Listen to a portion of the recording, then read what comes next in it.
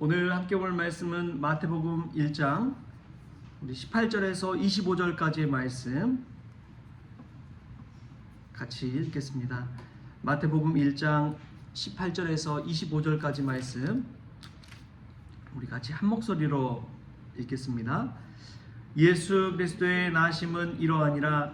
그의 어머니 마리아가 요셉과 약혼하고 동거하기 전에 성령으로 잉태된 것이 나타났더니 그의 남편 요셉은 의로운 사람이라 그를 드러내지 아니하고 가만히 끊고자 하여 이 일을 생각할 때에 주의 사자가 현몽하여 이르되 다윗의 자손 요셉아 내 아내 마리아 데려오기를 무서워하지 말라. 그에게 잉태된 자는 성령으로 된 것이라.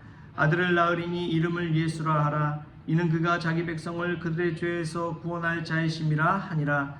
이 모든 일이 된 것은 주께서 선지자로 하신 말씀을 이루려 하심이니 이르시되 보라 처녀가 잉태하여 아들을 낳을 것이요 그의 이름은 임마누엘이라 하리라 하셨으니 이를 번역한즉 하나님이 우리와 함께 계시다 함이라.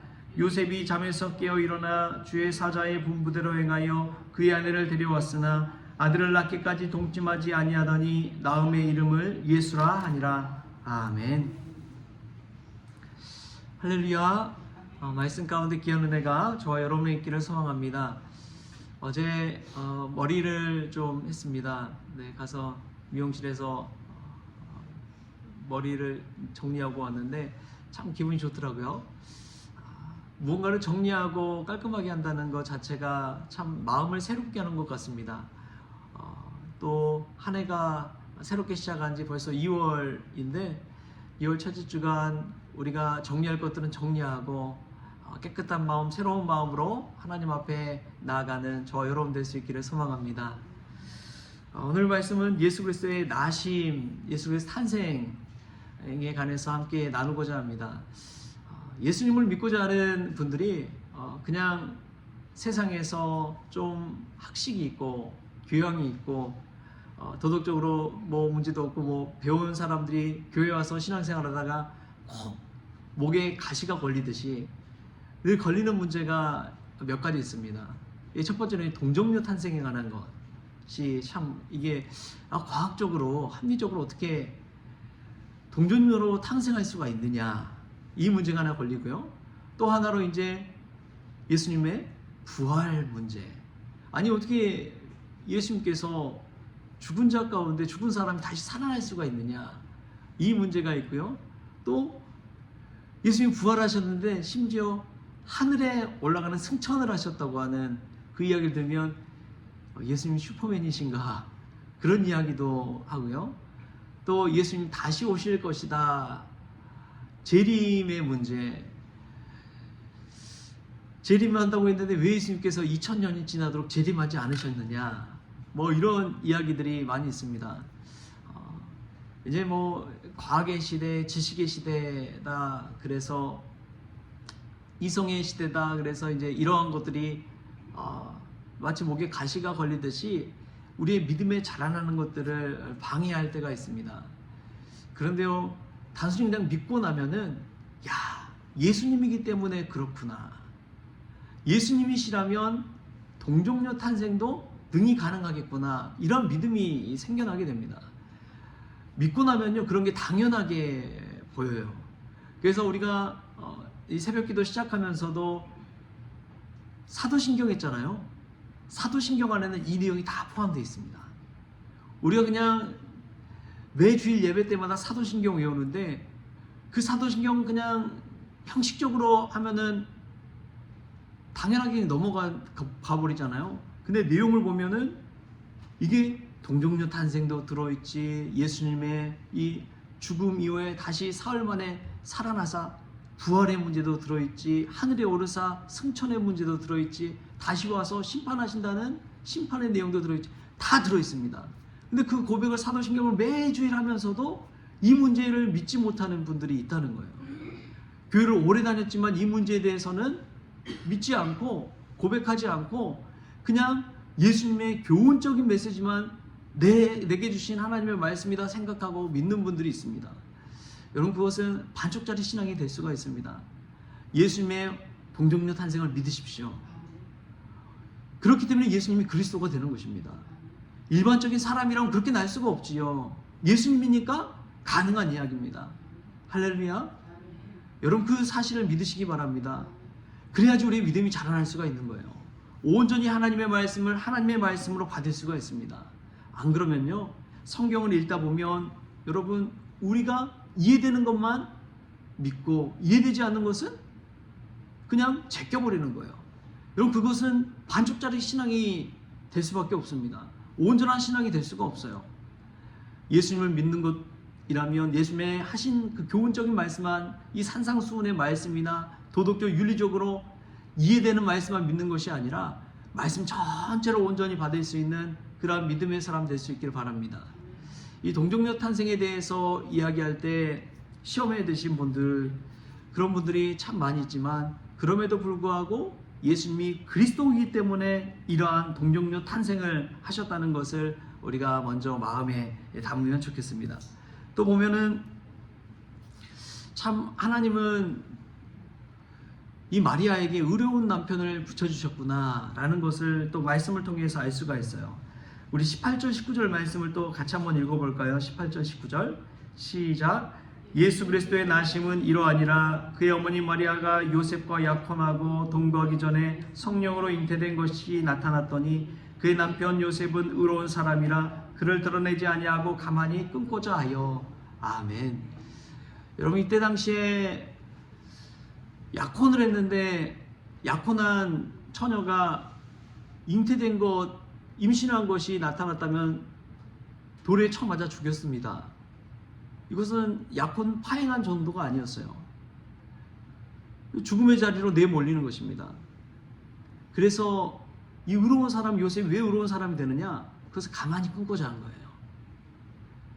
여러분 이게 말이 됩니까? 사실 나의 약혼자가 만약 그랬다면 여러분 어떻게 하겠어요? 아니 어떻게 그럴 수 있느냐 막 따지고 막 들고 일어나고 난리 났겠죠. 아니 내 애도 아니고 누구 애를 저렇게 배가지고 왔느냐? 그냥 가만히 조용히 있겠어요? 저라도 화가 나서 이게 무슨 일이냐 하며 따질 것 같아요. 근데 요셉은 그렇지 않았다는 거예요. 가만히 끊고자 했다는 것은 마리아를 살려주겠다는 것입니다. 마리아를 살리고자 하는 그 마음이 있었다는 거예요. 자신의 감정, 분노, 미움보다도 마리아의 생명과 아이의 생명을 살리고자 하는 그 마음이 이 요셉에게는 있었다는 거예요. 여러분 의로운 사람이란 어떤 사람입니까? 생명을 살리는 사람인 줄 믿습니다. 누군가의 생명을 존중해주고 살리는 사람이 의로운 사람이에요. 내 감정, 내 기분대로 막 행하는 사람이 의로운 사람이 아니라 다른 사람, 타인의 생각과 감정과 입장까지도 좀 이해하고 배려해주고 그 사람의 이 생명까지도 존중해주는 그 마음이 의로운 사람이라는 것입니다. 여러분 우리는 어떻습니까? 나 자신의 유익과 나 자신의 이익 앞에서 남들의 손해와 남들의 감정이나 기분 전혀 고려하지 않고 있지는 않습니까? 나만 쉬운 일, 좋은 일, 기쁜 일, 행복한 일 위해서라면 남들이 어떻게 되든지 상관하고 있지는 않잖아요. 그런 모습이 얼마나 많습니까? 우리가 의로운 사람 요셉처럼 누군가를 배려하고 생명을 존중할 수 있는 그런 마음가짐을 가지고 살았으면 좋겠습니다. 오늘 또 참 중요한 게 예수님이라고 이름 붙였지만 주의 말씀에 동정녀 탄생에 관한 예언의 말씀이 그대로 나옵니다. 우리가 늘 고백하는 그 말씀이죠. 우리 23절 말씀 같이 한번 읽겠습니다. 시작. 보라가 처녀가 잉태하여 아들을 낳을 것이요 그의 이름은 임마누엘이라 하리라 하셨으니 이를 번역한즉 하나님이 우리와 함께 계시다 함이라. 아멘. 예수님께서 부활 승천하시고 하신 말씀, 내가 세상 끝날까지 너희와 항상 함께 하시리라. 임마누엘을 고백하고 가셨습니다. 예수님 오실 때 임마누엘로 오셨고 예수님 승천하실 때도 임마누엘로 승천하셨습니다. 여러분 이 임마누엘 신앙이 있는 사람은요 얼마나 마음에 평안이 있는지 몰라요. 왜 그렇습니까? 지금도 예수님이 나와 함께 하심을 믿기 때문에 그렇습니다. 임마누엘 신앙이 있는 교회는 뭔가 다릅니다. 예수님이 우리와 함께 하심을 믿기 때문에 그렇습니다. 교회에 어떤 시련이 와도 임마누엘 신앙을 가지고 있는 교회는 흔들리지 않습니다. 왜냐하면 세상에 어떤 어려움과 핍박과 문제가 와도 예수님 나와 함께 하신다면 문제는 해결될 줄 믿기 때문에 그렇습니다. 다른 것이 중요한 것이 아니라 예수님 함께 하심이 중요합니다. 할렐루야. 임마누엘 신앙으로 오늘 또 믿음 안에 승리하는 저와 여러분 또 우리 성원교회가 될 수 있기를 주신 예수님의 이름으로 축원합니다. 기도하겠습니다. 주신 하나님 감사합니다. 때로는 과학과 이성의 눈으로 볼 때에 이해되지 않는 말씀이 있지만 그럼에도 불구하고 예수님의 동정녀 탄생, 부활, 승천, 재림까지도 믿음 안에서 볼 때에 당연한 것이라는 것을 믿게 하여 주시고 깨닫는 은혜가 있기를 원합니다. 내가 좋아하는 말씀만 받는 것이 아니라 내가 이해되지 않는 말씀까지도 하나님의 말씀임을 믿고 온전히 순종할 수 있도록 주님 주장하여 주시옵소서. 의로운 사람 요셉처럼 생명 존중의 사상을 가지고 남을 배려할 줄 아는 마음 가지고 살아가기를 원합니다. 또한 주님 하루하루 살아갈 때에 삶의 문제 앞에서 주님이 나와 함께 하심을 잊어버릴 때가 얼마나 많은지요. 임마누엘 신앙으로 무장하게 하시고 각자의 삶과 우리 교회의 삶도 늘 우리 주님께서 우리와 함께 하심을 믿고 고백하며 믿음 안에 승리할 수 있도록 주님 주장하여 주옵소서. 감사하며 예수님의 이름으로 기도하옵나이다. 아멘. 우리 주기도문으로 오늘 새벽 기도를 마치겠습니다. 하늘에 계신 우리 아버지여, 이름이 거룩히 여김을 받으시오며 나라가 임하시오며 뜻이 하늘에서 이루어진 것 같이 땅에서도 이루어지이다. 오늘 우리에게 일용할 양식을 주시옵고 우리가 우리에게 죄진 자를 사하여 준 것 같이 우리 죄를 사하여 주시옵고 우리를 시험에 들게 하지 마시옵고 다만 악에서 구하시옵소서. 나라와 권세와 영광이 아버지께 영원히 있사옵나이다. 아멘.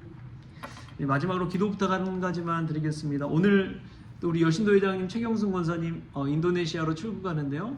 무사히 또 비행기 탑승하시고 또 도착할 수 있도록 위해서 기도해 주시기를 부탁을 드립니다.